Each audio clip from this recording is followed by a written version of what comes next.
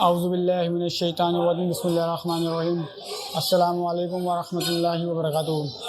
रमज़ान मुबारक के तीसरे जुम्मे के अंदर हम दाखिल हो चुके हैं और इस सिलसिले के अंदर हैदराबाद की एक मकामी मस्जिद के अंदर हम आए और यहाँ का सहरी का सेटअप देख रहे हैं। जब तक सहरी तैयार होती है, पैकिंग होती है, जब तक हम कुछ सियासी बातें कर लेते हैं।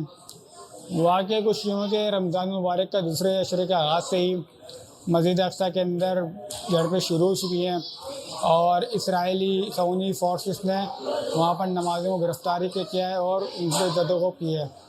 साथ ही ये मुसलसल तकरीबन तीस यानी कि 3 सालों से देखने में आ रहा है। ख़ास तौर पे ये कि जब भी रमज़ान मुबारक का दूसरा अशरा से लेकर यानी कि ईद के तीसरे रोज़ तक, ईद उल फितर के तीसरे रोज़ तक ये जबरो तसल्लुत का सिलसिला जारी रहता है, झड़पें जारी रहती हैं।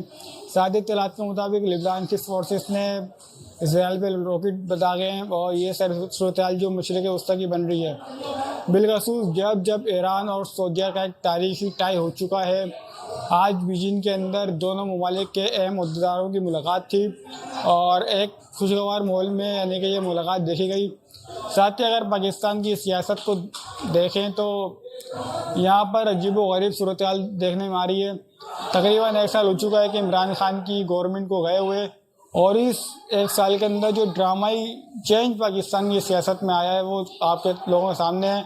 बिलखसूस गुज़िश्ता इस महीने की जो रिपोर्ट मिली है कि सुप्रीम कोर्ट ने जैसे अस्कुट नोटिस लिया इलेक्शन के मामले के ऊपर, हुकूमती जमात की बदनीयती वाज़ेह हो चुकी है और आज ये देखने में मिला है कि सुप्रीम कोर्ट ऑफ पाकिस्तान जो कि पाकिस्तान के रियासत पाकिस्तान का एक मरकज़ी अहम इदारा है, उसके ख़िलाफ़ मुकन्नना के अंदर जो है करारदाद मंजूर हुई है, जो कि एक तरीके से अफसोसनाक बात भी है।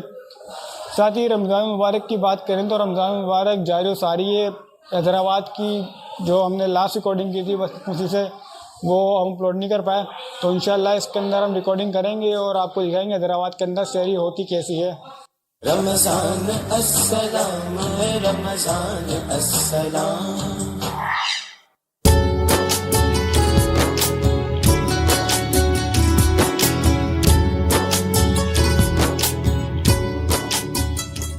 तो हमारे साथ यहाँ पर मुंतज़मीन हैं, मौजूद हैं, तो हम इनसे बात करेंगे। अस्सलाम वालेकुम रहमतुल्लाह। वालेकुम अस्सलाम वरहमतुल्लाहि वबरकातुहू। ना अब ये बताएं माशाल्लाह इतना बड़ा सेटअप है, कैसे चला रहे हैं इसको?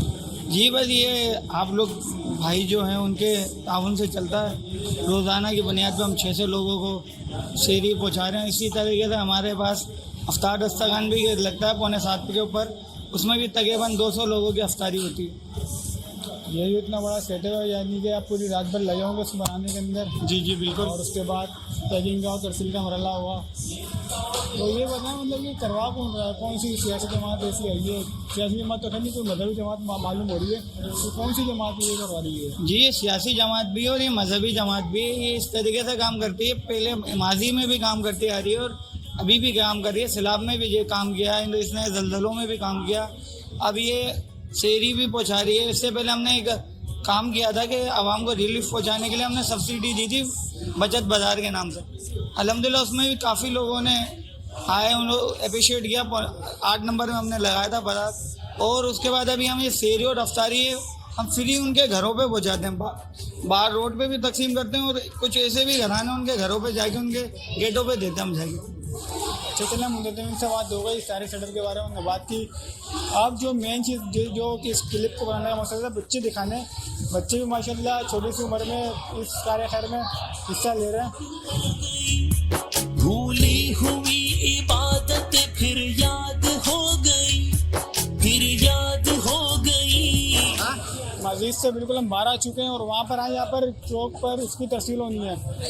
मेरा कप के अंदर तरसील हो रही है और एक लंबी कतार यहाँ पे उन लोग होंगे जो कल इंशाल्लाह रोज़ा रखेंगे।